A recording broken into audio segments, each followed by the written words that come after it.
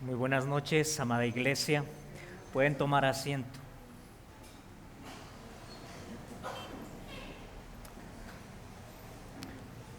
Voy a invitarles, me acompañen al Evangelio de Mateo, capítulo 17. Mateo, capítulo 17.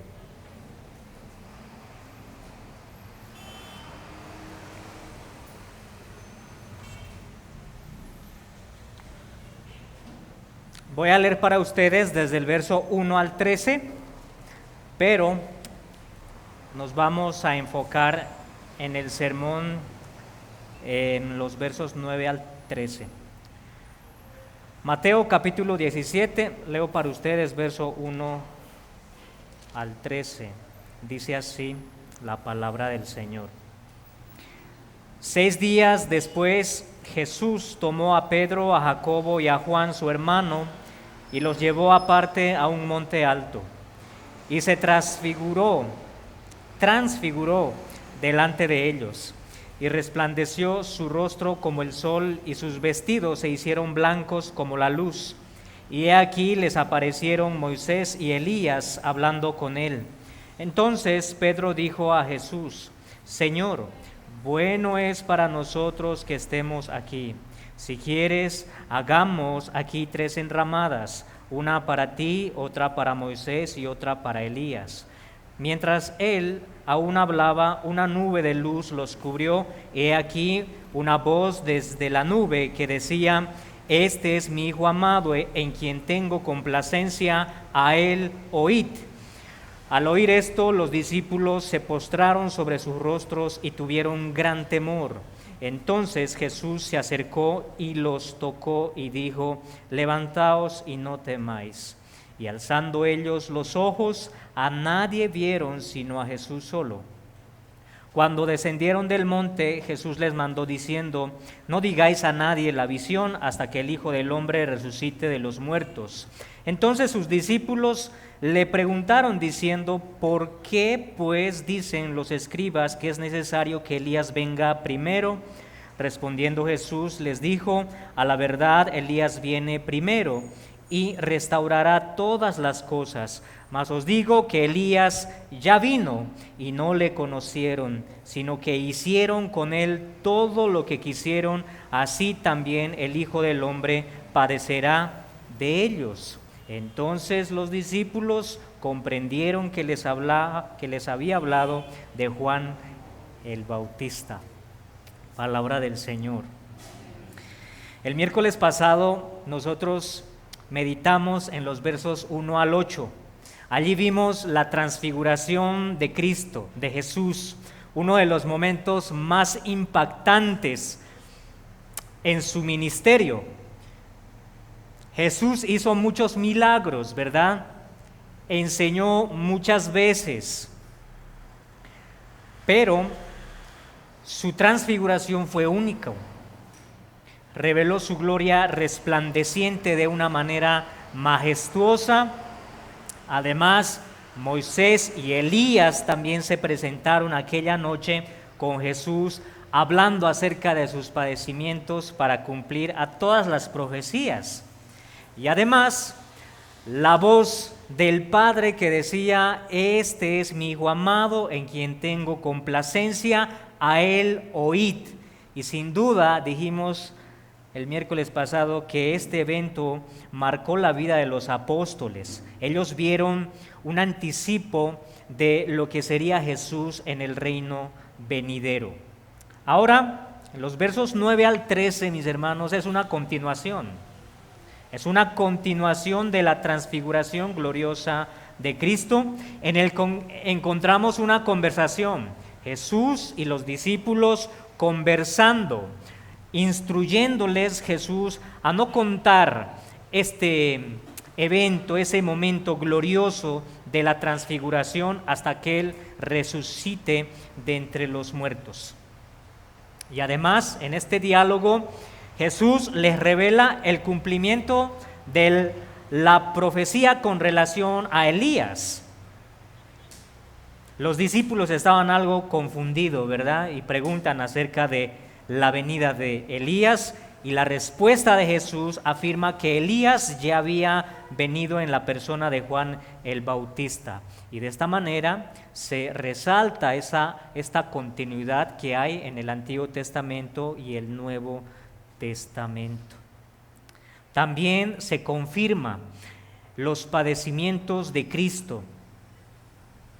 Se confirman los padecimientos de Cristo y también nos lleva a meditar en los decretos de Dios, en el plan soberano de Dios que no falla, que su revelación ha ido progresivamente a través de los tiempos y manifestado en aquellos días, en los días de Jesús. Y también se confirma el rechazo. Se confirma el rechazo y la persecución por parte de los judíos, no solamente al Señor Jesucristo, sino también a Juan el Bautista. Este es como un breve resumen o el tema, podríamos decir, del texto que hoy vamos a meditar. La gloria de Cristo velado, es la gloria de Cristo velado y la confirmación de su padecimiento en el cumplimiento de la profecía que habla de Elías como su predecesor en el reino de Dios y su rechazo por parte de los judíos. Como ven, mis hermanos, al igual que el miércoles pasado, las aplicaciones de este texto no son directamente algo motivándonos a la práctica en el sentido obedecer un mandamiento moral, ¿verdad? Como decir, por ejemplo, el Decálogo nos pide, nos demanda, por ejemplo, honrarás a tu padre y a tu madre, no matarás, no cometerás adulterio, no hurtarás. Son mandamientos que me demandan directamente obediencia, ¿verdad?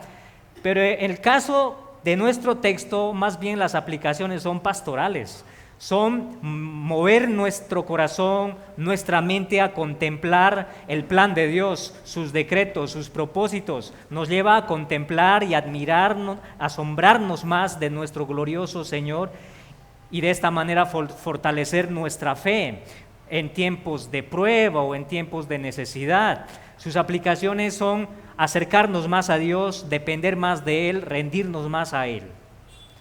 Y de esta manera también tiene sus efectos, ¿verdad?, de llevarnos a nosotros a la obediencia de sus mandamientos para amarle más, servirle mejor.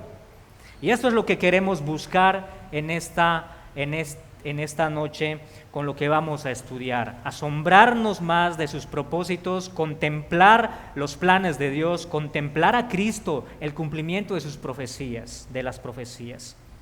El título de nuestro sermón: La gloria de Cristo en su transfiguración, segunda parte. Es una continuación de lo que ya vimos el miércoles pasado. Sermón que lo podemos exponer en tres partes. Verso 9 nos habla de la instrucción de Jesús. Segundo, la profecía cumplida en Juan. Y por último, el rechazo a Juan y a Jesús. Miren cómo comienza el verso 9 o continúa el verso 9 diciendo: Cuando descendieron del monte, Jesús les mandó diciendo: no digáis a nadie la visión. Aquí vemos la primera instrucción del Señor Jesucristo. Instruye a sus discípulos a no contar, a no hablar, a no difundir esta visión, la transfiguración gloriosa de Cristo, que había sido revelado, pero ahora está siendo velado. Ahora tiene que guardarse en silencio, se va a ocultar, se va a velar este momento tan glorioso del Señor Jesús. Y la pregunta es ¿por qué? ¿Por qué? Hay al menos dos razones. La primera podría ser para no distraer a los judíos del mensaje principal del Señor Jesucristo. Imagínense a ustedes, a los discípulos difundiendo este evento glorioso, la transfiguración de Cristo, todos los discípulos, todos los judíos buscando al Señor Jesucristo para ver esa gloria, ¿verdad? Recuerden que ellos están esperando al Mesías, a un rey que venga para liberarlos de los romanos. Así que esto distraería a los judíos para escuchar el mensaje principal de Cristo. Pero hay otra razón probablemente por la inmadurez de los apóstoles en cuanto al entendimiento del cumplimiento de las profecías y el reino de Dios. Tengamos en cuenta que ellos están asimilando las profecías del Antiguo Testamento con la venida de Cristo. Ellos están asimilando, así que ellos están madurando ese conocimiento, ese entendimiento acerca de las profecías. Por tanto, el Señor les dice, aún no difundan ese momento tan glorioso. Así que ambas razones podrían explicar la razón por la cual Jesús está instruyendo a sus discípulos a no contar acerca de su transfiguración. ¿Hasta cuándo? Nos dice el verso 9, hasta que el Hijo del Hombre resucite de los muertos.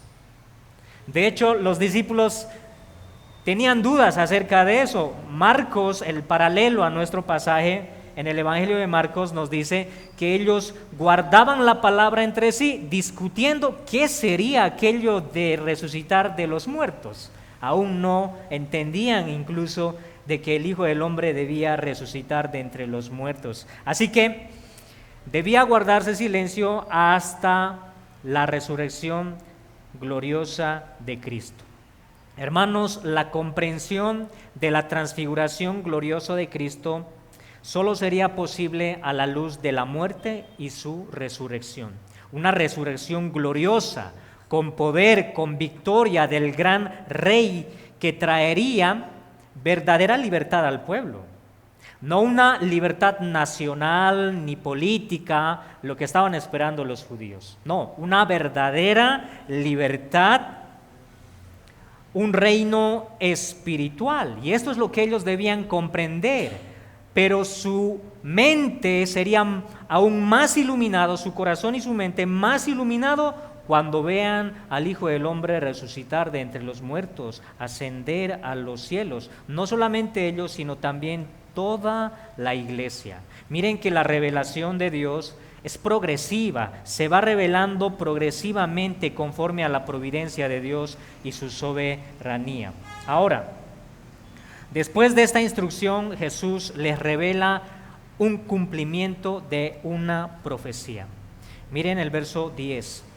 Entonces sus discípulos le preguntaron diciendo, ¿por qué pues dicen los escribas que es necesario que Elías venga primero? Ellos no solamente tenían dudas acerca de la resurrección, ahora también tienen dudas acerca de la venida de Elías. Están un poco confundidos, ¿verdad? Muy probablemente. La presencia de Elías en la transfiguración pudo haber causado esta pregunta en los discípulos y además, mis hermanos, los judíos y los escribas de manera especial estaban esperando el retorno de Elías antes que el Mesías venga. Ellos esperaban a que Elías regresara. ¿Y cuál es la base bíblica para ellos? Malaquías. Lo encontramos en el profeta Malaquías, dice así, capítulo 4, verso 5. He aquí yo envío el profeta Elías antes que venga el día de Jehová, grande y terrible. Así que los judíos, los escribas, esperaban ansiosamente la venida del profeta Elías. Pero también hay otra razón. Recuerden que Elías no conoció la muerte, ¿verdad? Él no conoció la muerte. Recordemos que él fue llevado en un torbellino por un carro de fuego, llevado a la presencia de Dios. Así que ellos estaban a la expectativa el regreso del profeta Elías antes del Mesías. Así que Jesús les responde, siempre Jesús tratando con amor y paciencia a sus discípulos, ¿cierto? Respondiéndole aquella inquietud y confusión de la siguiente manera. Primero, afirma que Elías va a venir, verso 11. Respondiendo Jesús les dijo, a la verdad Elías viene primero. Es verdad, Jesús está reconociendo, Elías viene primero y restaurará todas las cosas. Esto de restaurar todas las cosas, ¿qué significan? Se pueden traducir como poner en orden, preparación.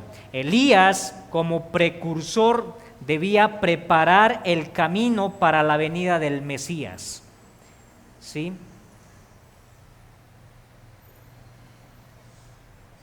Así que nos habla de poner en orden, encaminar las profecías para dar cumplimiento acerca del Mesías. El Mesías es quien va a restaurar el reino de Dios, el pueblo de Dios. El Mesías va a dar cumplimiento a todas aquellas profecías del Antiguo Testamento para traer verdadera libertad del pueblo. Ya dijimos, no es una restauración nacional o política, es una restauración espiritual, un reino espiritual. De esta manera vemos la continuidad entre el Antiguo y el Nuevo Testamento. Y además de esto, también Jesús revela este cumplimiento. Elías ya vino, sí, verso 12, mas os digo que Elías ya vino. ¿Y cómo vino Elías, mis hermanos? Vamos a observar este cumplimiento de la siguiente manera. Primero, su identidad.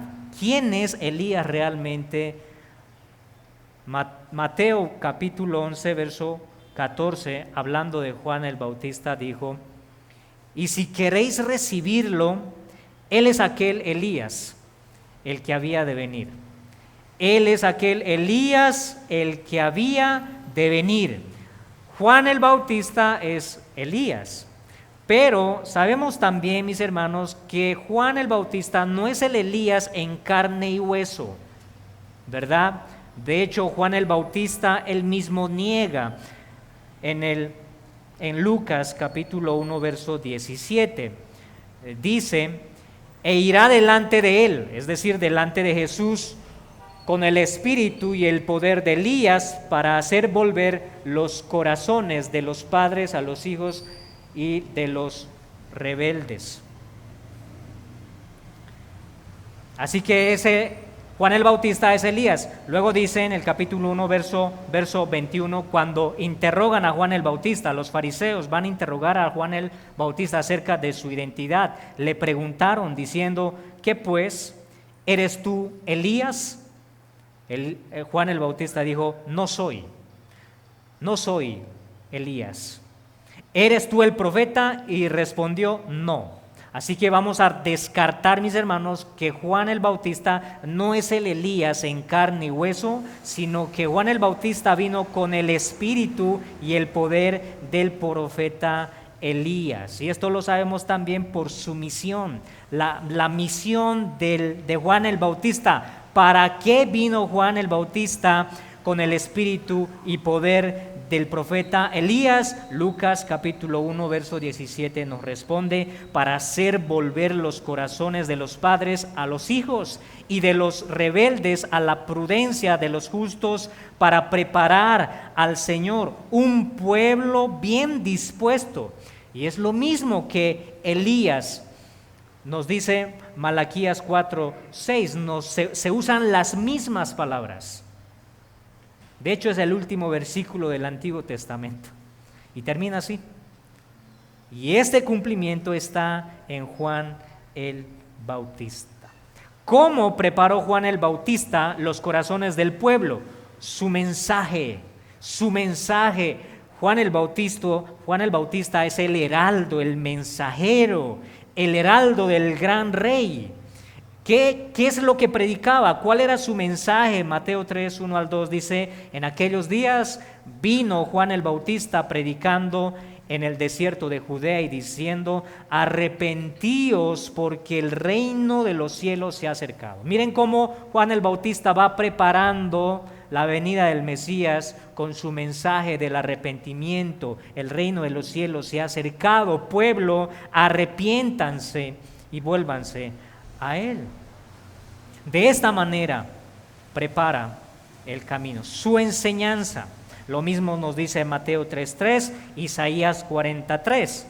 Así como Elías, el profeta, en el primer libro de Reyes, Elías preparó en algún momento el camino del rey de su tiempo, y así también ahora Juan el Bautista vino a preparar y preparar el camino, abrir las cortinas, ¿verdad? Y presentar a Jesús como el Rey de Gloria y el Cordero de Dios. Recordemos el bautismo de Jesús. He aquí el Cordero de Dios que quita el pecado del mundo. Él dice, Juan el Bautista dice, este es el que viene después de mí, pero él es antes que mí. Por esto, mis hermanos, Juan el Bautista es el heraldo del gran rey. Los reyes de aquel entonces tenían los heraldos, los que enviaban su mensajero, los que comunicaban su mensaje. ¿Quién es el heraldo del gran rey? Es Juan el Bautista. Hay otros detalles también, por ejemplo, su vestimenta. La vestimenta de Juan el Bautista y de Elías era hecho con pelo de camello, el uso de las langostas, el miel silvestre que era su alimento, eran muy parecidos.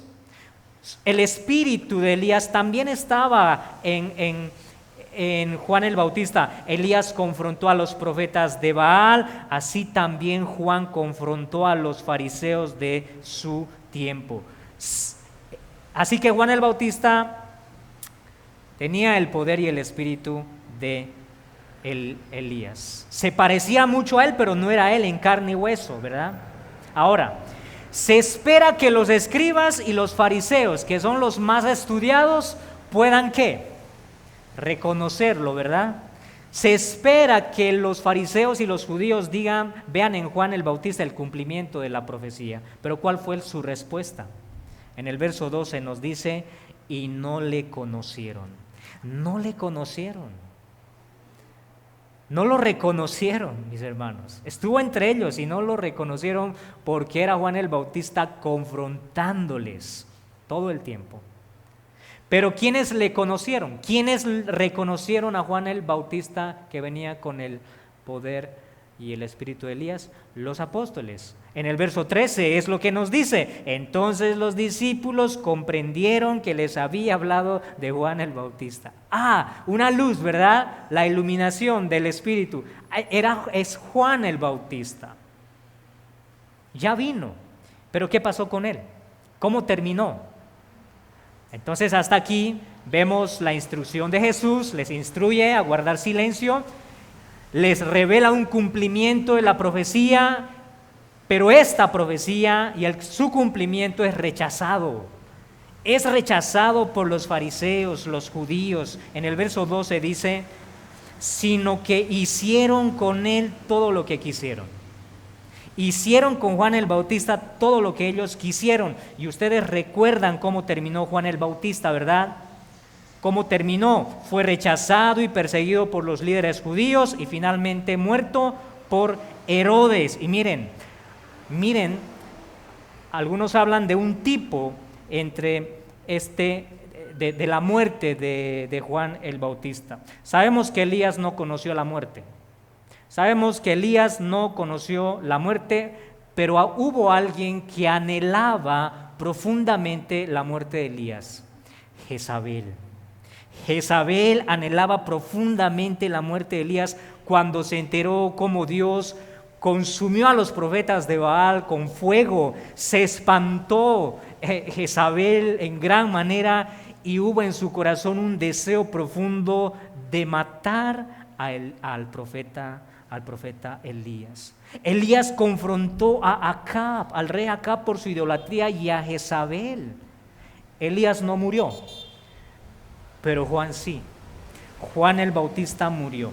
Miren, ese anhelo profundo de Jezabel por ver muerto a Elías finalmente se cumple en la muerte de Juan el Bautista. Y ahora noten esto. Sabemos que Herodes mató a Juan. Pero ¿quién insinuó, quién motivó a Herodes para que Juan sea decapitado? Herodías. Herodías, que era la amante porque era esposa del hermano de Herodes. Y precisamente Juan el Bautista lo confrontaba de su pecado. No te es lícito tener a la esposa de tu hermano. Así que recuerden, la hija de Herodías danza delante de Herodes.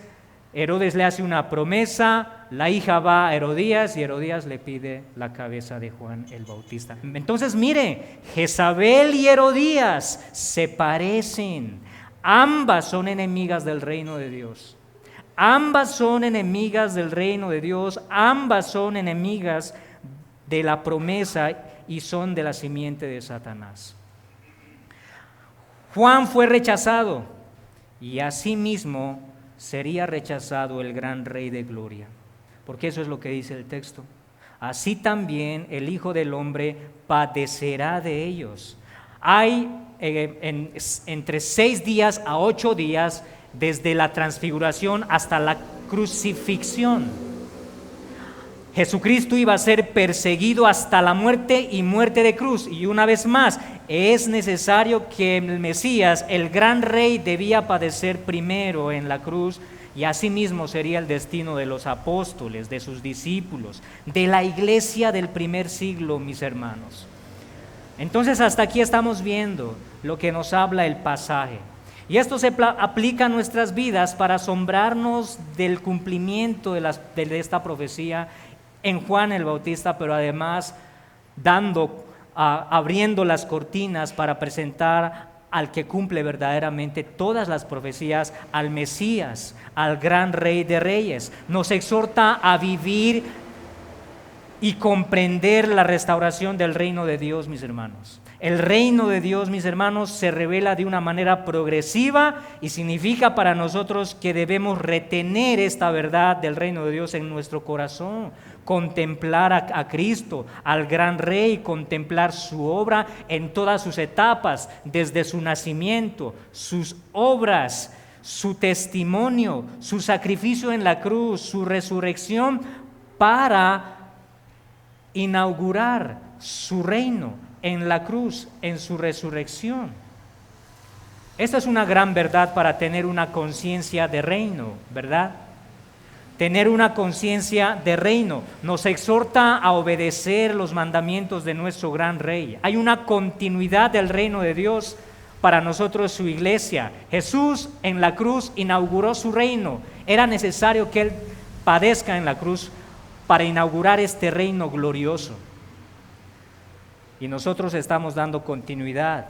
Nosotros somos también los heraldos que comunican el mensaje con testimonio y vida piadosa. Somos llamados a valorar este reino, a amarlo, a disponer nuestro corazón para ser leales, esperar su venida, y también nos exhorta para prepararnos para aquel día donde la iglesia va a ser perseguida. Quizás nosotros lo veamos, no lo sabemos. Preparar nuestro corazón para la persecución a causa de Cristo. Pensemos un poco en la audiencia original. ¿Quién es la audiencia original del Evangelio de Mateo? No son los discípulos de aquel momento, ¿verdad? Mateo lo escribió después, 30 años después aproximadamente. Mateo se escribió alrededor del año 67 al 68, 30 años después. ¿Y cuál era el contexto de la iglesia? Que había pasado por grandes persecuciones, había sido esparcida desde Jerusalén a las regiones de Asia Menor, una iglesia que había sufrido. ¿Y qué fue lo que les llevó a ellos a confesar a Cristo aun cuando sus vidas corrían peligro? Un entendimiento correcto del Evangelio, un entendimiento correcto acerca del reino de Dios. Ellos entregaron su vida porque tenían conciencia de reino. Ellos eran ciudadanos del reino, y esto era suficiente para que ellos entregaran sus vidas a causa de Cristo. Confesar a Cristo aunque ellos sean muertos. Y de esta manera, mis hermanos, nosotros debemos rogar al Señor que prepare también nuestro corazón para cuando ese día llegue. Ahora, no todos, ¿verdad? No todos son ciudadanos del reino, y no todos tienen a Cristo como su gran Rey, querido amigo. Muy probablemente por muchos años hasta ahora la gloria de Cristo ha sido velado, no lo puedes ver a tus ojos naturales. Por mucho tiempo has vivido como has querido, pero hoy, querido amigo, puedes verlo por medio del texto que leímos. No con los ojos naturales, Son los ojos del alma, del corazón, son los ojos espirituales que deben ser quitado ese velo, quitarte ese velo que no te deja ver y así venir a Cristo. Todos los predicadores, todos los creyentes son heraldos y mensajeros del mensaje de Cristo. Y nuestra invitación para ti, querido amigo, es: ven a Él, ven al gran Rey de gloria, míralo como el gran Rey y Salvador. Él tiene el poder suficiente para librarte de las cadenas del pecado, librarte de aquellas cadenas que te esclavizan. No vayas a esperar hasta ser anciano y teniendo esa idea y ese pensamiento que porque eres joven vas a disfrutar de la vida, porque nadie te garantiza la vida. Miren, recuerda lo que Juan el Bautista predicó, el Señor Jesús predicando. Desde entonces comenzó Jesús a predicar: arrepentíos porque el reino de los cielos se ha acercado. Es una invitación para ti, querido amigo, para venir a Él confesando tus pecados, creyendo en Él. Es Él el que tiene el poder suficiente para perdonarte y no hay otro más.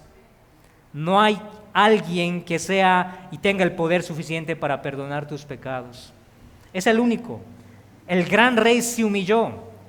Aquel que no necesitaba de nada, que vivía en la eternidad en plenitud, con la Trinidad en armonía, se hizo hombre, de la gloria al polvo, se humilló en gran manera por pecadores como tú, para cumplir lo que tú no podías cumplir, para reconciliar algo que era irreconciliable cuando tú eras enemigo de Dios, y Cristo lo que hizo fue reconciliar a un pueblo rebelde para con su Padre. Ven a Él y confiesa tus pecados en arrepentimiento. Confía en Él, reconócelo como tu Señor y Salvador, reconócelo como tu gran Rey desde hoy y sírvelo, reconoce su gloria, reconócelo como aquel que vive y vendrá por su pueblo. Y lo verás si vienes a Él.